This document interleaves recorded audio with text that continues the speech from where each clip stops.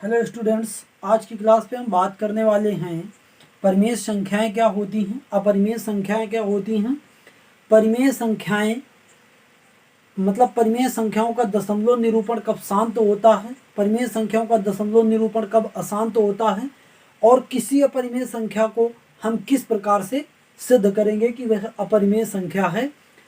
अपरिमेय संख्याएं सिद्ध करने वाले में 3 टाइप के सवाल होते हैं। हम सभी के एक एक सवाल आप लोगों को बताएंगे और सभी को विधिवत तरीके से पूरी वीडियो को देखना है, बिना स्किप किए हुए। यदि आप पूरी वीडियो को देखते हैं तो आपको किसी भी चीज़ में कोई प्रॉब्लम नहीं रह जाएगी। तो चलिए स्वागत करते हैं आप सभी का अपने YouTube चैनल कुमार के डी क्लासेज में। यदि आप हमारे चैनल पर पहली बार आए हैं तो हमारे चैनल को सब्सक्राइब करें और अपने सभी साथियों के साथ इस वीडियो को शेयर करें, ताकि आप लोगों के साथ साथ उन सभी साथियों का भी लाभ हो सके जो आपसे किसी न किसी प्रकार से जुड़े हुए हैं, वो हमसे भी किसी न किसी प्रकार से जुड़ पाएँ। तो सबसे पहले आज हम बात करने वाले हैं परिमेय संख्याओं के बारे में। अगर हम इसको इंग्लिश में बोलें तो बोलते हैं रेशनल नंबर्स। तो ये हम आपको कई बार बता चुके हैं परिमेय संख्याएं। तो वे संख्याएं जिन्हें हम P/Q के रूप का क्या कर सकते हैं, लिख सकते हैं। वे संख्याएं जिन्हें हम P/Q के रूप का लिख सकते हैं वे हमारी क्या कहलाती हैं, परिमेय संख्याएं कहलाती हैं। जैसे लिख दें हम 1/4, जैसे हम लिख दें 2/3, जैसे हम लिख दें 5/7, जैसे हम लिख दें 6/8। ये भी हमारा परिमेय संख्या है, लेकिन ये इसका अगर सरलतम रूप करेंगे तो आएगा 3/4। तो ये सभी परिमेय संख्याएं हैं। अब परिमेय संख्याओं का यदि हम दशमलव निरूपण करें, इसको हम क्या करें, इसका हम दशमलव निरूपण करें। तो दशमलव निरूपण किस तरीके से करते हैं, आप एक बेसिक तरीका जान सकते हैं। सीधा 4 में 1 का 1, 4 से 1 में डिवाइड कराएंगे, दशमलव हटाएंगे 0, और ये आपका बिल्कुल बेसिक तरीका है।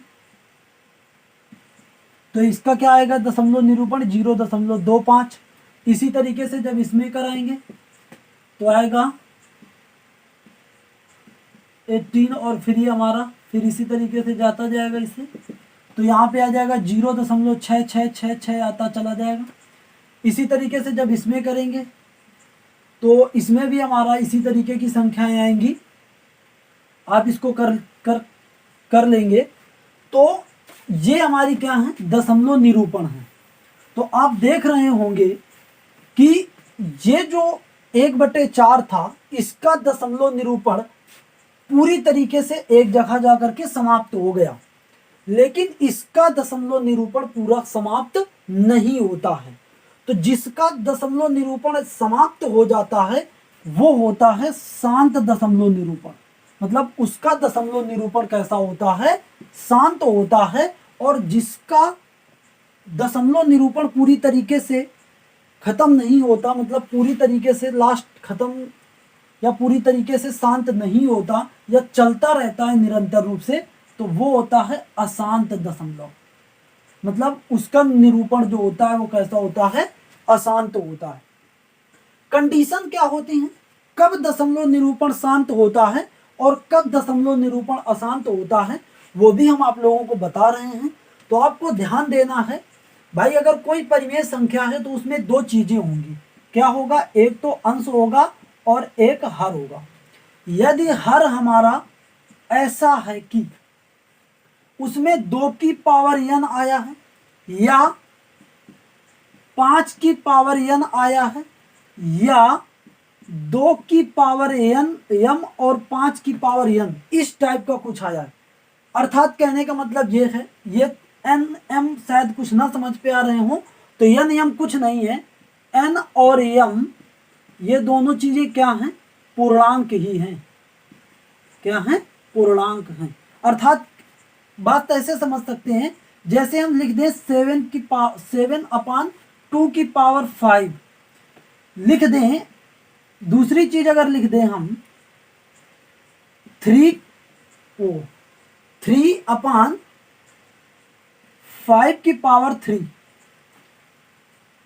या ऐसे लिख दें 5 पे अगर लिख दें हम 7/2 और 5/3, तो ये सभी क्या होंगी, परिमेय संख्याएं भी होंगी, और इन सभी का जो दशमलव निरूपण होगा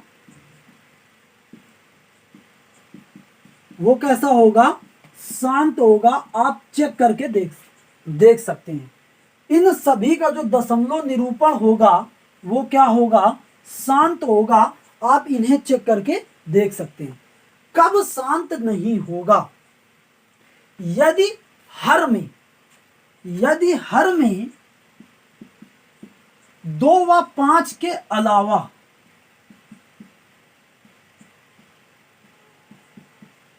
कोई अन्य अभाज्य संख्या आई है।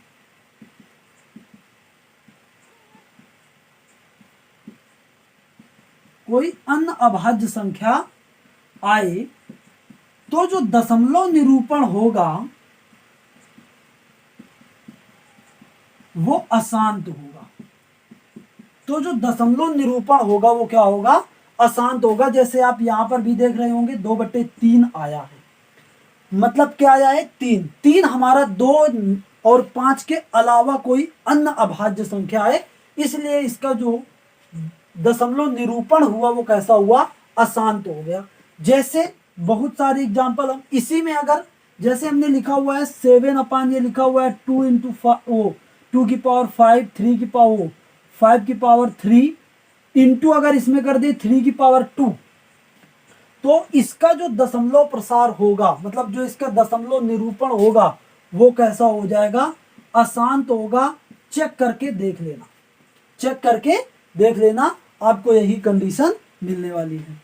तो ये बात आपको समझ पर आ गई होगी कि परिमेय संख्या क्या होती है, और परिमेय संख्या का शांत दशमलव निरूपण कब होता है, और परिमेय संख्या का अशांत दशमलव निरूपण क्या होता है। अगर वीडियो पसंद आ रही हो तो वीडियो को लाइक करें, और अगर आप हमारे चैनल पर नए हैं तो चैनल को सब्सक्राइब करें।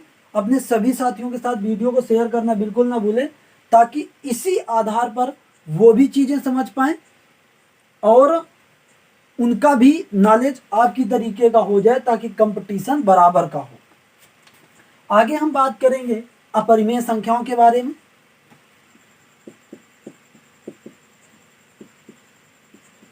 तो अपरिमेय संख्याएं जिनको हम बोलते हैं इरेशनल नंबर्स। तो इरेशनल नंबर्स क्या होते हैं, तो कुल मिला के वे संख्याएं जिनका दशमलव निरूपण अशांत और अनावर्ती होता है। दो चीजें याद रखनी है, एक तो अशांत भी होता है और अनावर्ती भी होता है। अशांत और अनावर्ती का मतलब क्या है, वहां पे जैसे हमारा 2/3 था तो उसका रहा था 0.66 ... मतलब एक ही संख्या बार बार रिपीट हो रही थी। लेकिन यहां पर ऐसा नहीं होगा, यहां पे कोई संख्या रिपीट नहीं होगी, मतलब कोई डिजिट, कोई अंक कहें तो ज्यादा सही रहेगा। यहाँ पे कोई अंक बार बार क्या हो रहा था, कोई अंक या कोई संख्या बार बार रिपीट हो रही थी। लेकिन यहाँ पे ऐसी स्थिति नहीं होगी, संख्याएं क्या होंगी, बदलती रहेंगी। जैसे हमारा इसमें, जैसे हम बात करें पाई, तो पाई का मान वैसे जनरली तौर पर 3.14 बता दिया जाता है। वैसे 1/4 ज्यादातर लोगों को यही याद रहता है। बहुत जो अच्छे बच्चे होते हैं उनको 1, 5, 9, और ज्यादा बच्चे तो 10-15 अंकों तक, 20 अंकों तक याद कर लेते हैं। लेकिन इसका परफेक्ट मान बिल्कुल किसी को नहीं याद है अभी तक। √2 का जो हमारा दशमलव निरूपण होगा वो 1.4142। तो यहाँ पर देख रहे होगे संख्याएं लगातार क्या हो रही हैं, बदल रही हैं। मतलब ऐसा नहीं है कि कोई संख्या बार बार आ रही हो। तो ये चीज हो गई अनावर्ती। अशांत भी होगी और क्या होगी, अनावर्ती भी होगी। मतलब अगर हम चाहें कि इसको हम भिन्न के रूप में निरूपित कर लें तो नहीं कर पाएंगे। अगर हम चाहें कि इसको भिन्न के रूप का निरूपित कर लें तो नहीं कर पाएंगे। अगर हम इसको चाहें भिन्न के रूप मतलब P/Q के रूप का निरूपित कर लें तो नहीं कर पाएंगे। मतलब कुल मिला के वे संख्याएं जिनका दशमलव निरूपण अशांत भी हो और अनावर्ती भी हो, वे हमारी क्या होती हैं, पर अपरिमेय संख्या होती हैं, इरेशनल नंबर्स होते हैं। अब इसकी कुछ कंडीशन होती हैं कि जैसे अपरिमेय संख्या का उसी अपरिमेय संख्या से गुणा किया जाए, ठीक है ना, अपरिमेय संख्या का गुणा उसी अपरिमेय संख्या से किया जाए। जैसे मान लो ये कोई रूट ए एक अपरिमेय संख्या है और दूसरी भी रूट ए है, तो हमारी परिमेय संख्या प्राप्त हो जाती है। तो क्या प्राप्त हो जाती है, परिमेय संख्या प्राप्त हो जाती है। लेकिन अगर अपरिमेय संख्याओं को अपरिमेय संख्या से जोड़ेंगे तो जो योगफल प्राप्त होगा वो तुम्हारा अपरिमेय ही होगा। क्या होगा, अपरिमेय ही होगा। अगर हम अलग अलग अपरिमेय संख्याओं का गुणा करते तब भी जो गुणनफल आता है वो भी क्या होगा, अपरिमेय ही होगा। वो भी क्या होगा, अपरिमेय ही होगा। अगर अलग अलग कोई संख्याएं हैं, अलग अलग संख्याएं हैं और उनका हम गुणनफल करते हैं तो उनका जो गुणनफल प्राप्त होगा वो भी अपरिमेय होगा। लेकिन अगर समान संख्याएं हैं उनका गुणनफल करते हैं तो वो परिमेय होगा। ध्यान देंगे। भागफल में भी कंडीशन इसी प्रकार से है। अगर हम समान अपरिमेय संख्याओं का भाग देंगे तो परिमेय संख्या प्राप्त होगी, मतलब एक प्राप्त होगा, जाहिर सी बात है। लेकिन अगर अलग अलग अपरिमेय संख्याओं का भाग देंगे तो ये जो मान प्राप्त होगा वो कैसा प्राप्त होगा, अपरिमेय प्राप्त होगा। हमारे ख्याल से आप 10 में है, ये चीजें समझाने लायक नहीं है, ये चीजें आप समझते होंगे, ठीक है ना। तो कुल मिला के अपरिमेय परिमेय की जो इस प्रकार के जो गुण होंगे वो आप लोग भली भांति समझते होंगे। अपरिमेय क्या होती है वो भी आप लोग समझ गए। जब कुल मिला के किसी संख्या का दशमलव निरूपण अशांत भी हो और अनावर्ती भी हो तो वो हमारा जो संख्या होगी वो कैसी होगी, अपरिमेय संख्या होगी। आगे हम बात करेंगे कि कैसे हम सिद्ध करते हैं कि कोई संख्या अपरिमेय है। इसको हम एक सवाल लेकर के बताएंगे जो आपके एनसीईआरटी प्रश्नावली का है, और सबसे एनसीईआरटी प्रश्नावली 1.3 का है, और सबसे पहला सवाल है। फिर इस सवाल को कराने के बाद 1-2 सवाल हम आप लोगों को प्रैक्टिस के लिए देंगे, तो आप उन्हें जरूर करेंगे और बिल्कुल इसी तरीके से करेंगे। हाँ, चैप्टर थोड़ा थ्योरेटिकल है लेकिन भाषा कैसे लिखी गई इस चीज को भी समझना है। अगर आप इस चीज को समझ जाएंगे तो बहुत बेहतर होगा। सवाल बताने से पहले हम एक छोटी सी चीज और आप लोगों को बता देते हैं जो आपको सवाल में हेल्प करेगा। अगर हम ले लें 25, अगर हम ले लें 36, अगर हम ले लें 49, अगर हम ले लें 64, तो हम देखते हैं ये 5 से विभाजित है। क्या है, 5 से विभाजित है। हम देखते हैं ये किससे विभाजित है, 6 से विभाजित है। हम देखते हैं ये किससे, 7 से विभाजित है। हम देखते हैं ये 8 से विभाजित है। अब ये देखते हैं इसका वर्गमूल क्या होगा। इसका वर्गमूल होगा 5, इसका वर्गमूल होगा 6, इसका वर्गमूल होगा 7, इसका वर्गमूल होगा 8, ठीक है ना। तो ये भी 5 से विभाजित है, ये भी क्या है, 5 से विभाजित है। ये देखो 6 से विभाजित है, ये 7 से विभाजित है, ये 8 से विभाजित है। इस चीज के बताने का मतलब हमारा क्या है, यदि किसी संख्या का वर्ग, जैसे हमारी कोई संख्या a है, 1 का वर्ग,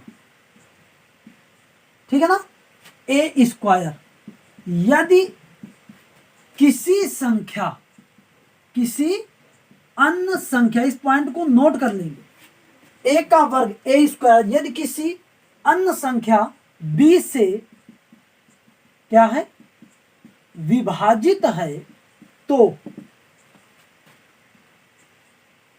इसका वर्ग, इसका वर्गमूल, तो यह संख्या, ऐसे लिखेंगे, तो यह संख्या भी b से क्या होगी, विभाजित होगी। एक थोड़ी बड़ी संख्या लेते हैं, जैसे 12 लेते हैं। 12 का वर्ग कितना होता है, 12 का वर्ग होता है 144। यदि 144 3 से क्या है, विभाजित है, तो क्या 12 3 से विभाजित नहीं है? बिल्कुल है। 144 यदि 4 से विभाजित है तो क्या 12 4 से विभाजित नहीं है? बिल्कुल है। मतलब कुल मिला के किसी संख्या का वर्ग जिस दूसरी संख्या से विभाजित होगा वह संख्या भी उस दूसरी संख्या से क्या होगी? विभाजित होगी। इस पॉइंट को समझना अति महत्वपूर्ण है आगे के सवाल लगाने के लिए। अभ्यास में पहुंचने से पहले एक बहुत इंपॉर्टेंट बात अपरिमेय संख्या के बारे में और जान लेते हैं। जैसे आप लोगों से कहें कि √25, √36, √144 क्या ये अपरिमेय संख्याएं हैं? तो आप कहेंगे ये अपरिमेय संख्याएं नहीं। क्यों? क्योंकि इसको हम 5 के बराबर लिख सकते हैं और इसको हम 6 के बराबर लिख सकते हैं और इसको हम 12 के बराबर लिख सकते हैं और ये P/Q के रूप में लिखी जा सकती हैं। तो ये हमारी क्या हो गई? परिमेय संख्याएं। ठीक है ना? तो ये सभी क्या हैं? ये परिमेय संख्याएं ही हैं। तो अपरिमेय संख्याओं को हम ये देख सकते हैं, यदि x पूर्ण वर्ग संख्या नहीं है तो उसका वर्गमूल अपरिमेय होता है।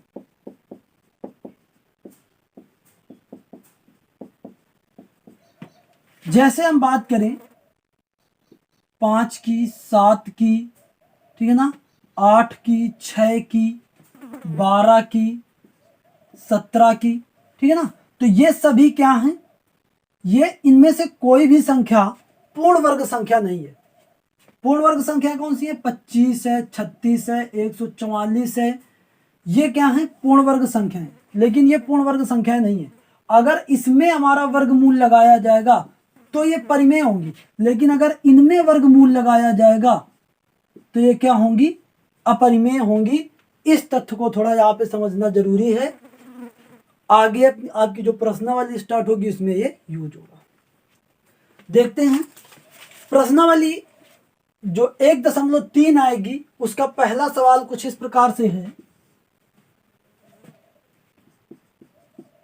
सिद्ध कीजिए कि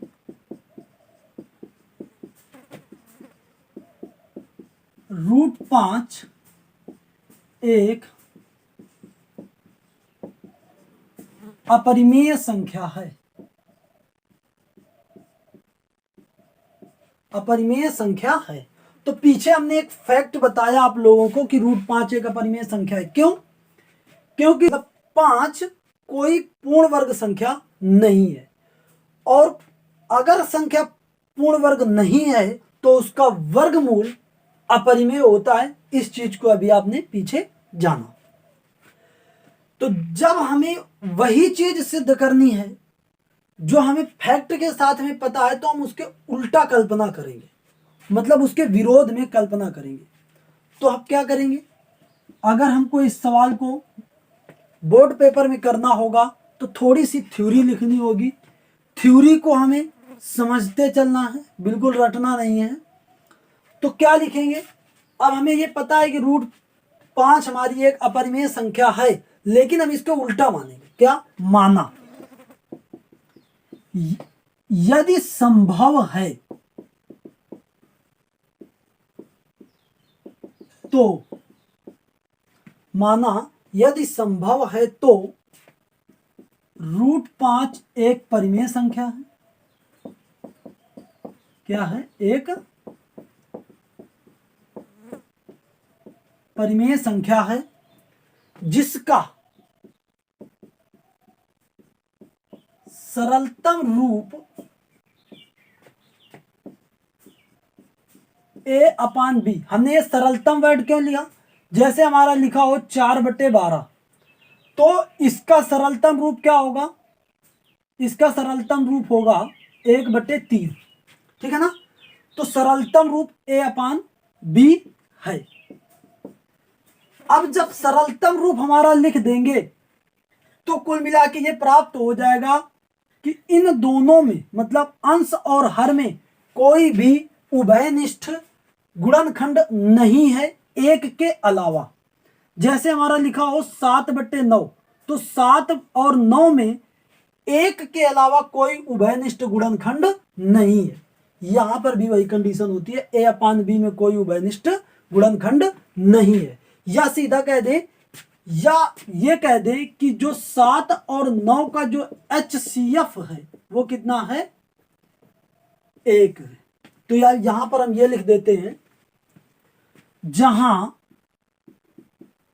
A व B ऐसे पूर्णांक हैं कि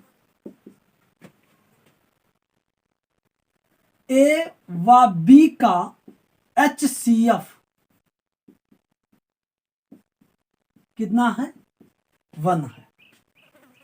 तो यहां पर हम क्या करेंगे, जब हमने ये माना कि √5 एक अपरिमेय संख्या है जिसका सरलतम रूप a/b है, तो √5 बराबर कर दें a/b के। अब दोनों पक्षों का वर्ग कर दें तो ये हमारा कितना आएगा, 5 बराबर आएगा ये a² ये कितना, b²। तो यहां से हमारा कितना आ जाएगा, a² बराबर आ जाएगा 5b²। तो यहां पर आप क्या देख रहे हैं कि जो 5b² है ये तो 5 से विभाजित है,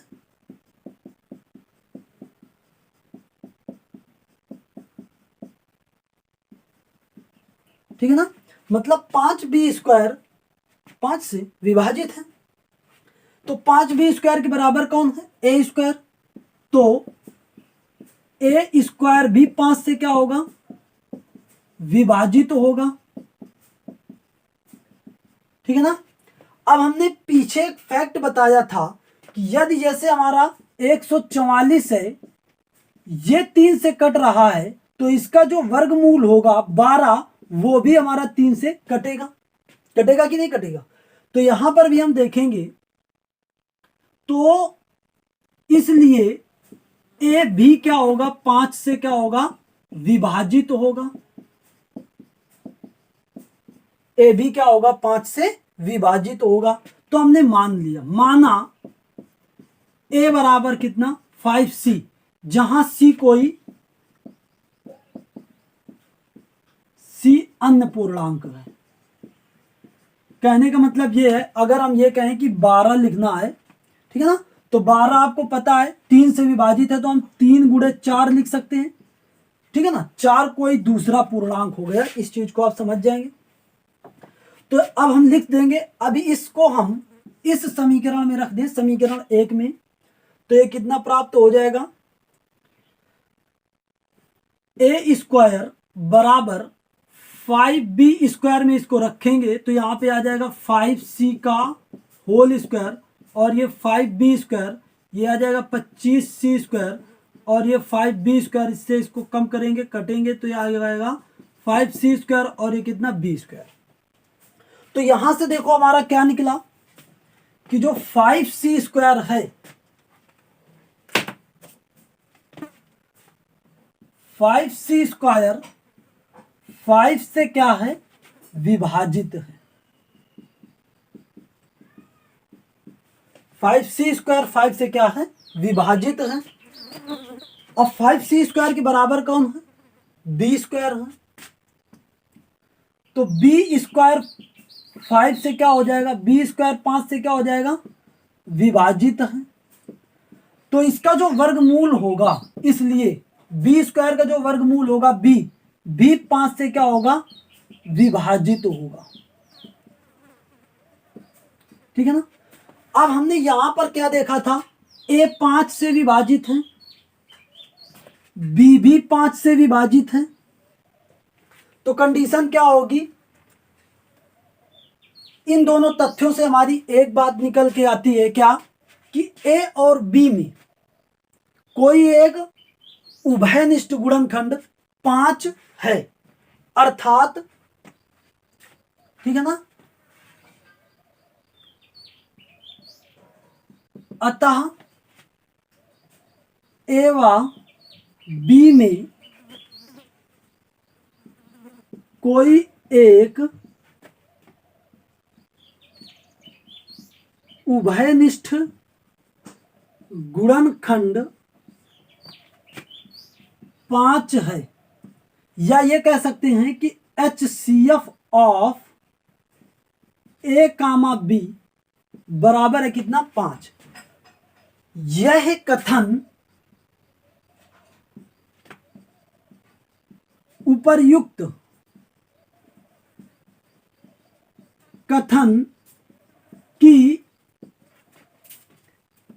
A व B का HCF ऑफ A व B का क्या करता है, विरोध करता है। ठीक है ना, मतलब ये जो कथन निकल के आया, A व B का कोई उभयनिष्ठ गुणनखंड 5 है, ठीक है ना, और मतलब HCF ऑफ A और B बराबर 5 निकल के आया, ये इस कथन का विरोध करता है। इस कथन का क्या करता है, विरोध करता है। तो ये विरोध क्यों हो रहा है, क्योंकि हमने क्या की है, कल्पना, और कल्पना जरूरी नहीं है कि हमारी सही हो। तो अब गलत क्या करेंगे, अपनी कल्पना को करेंगे। तो अतः हमारी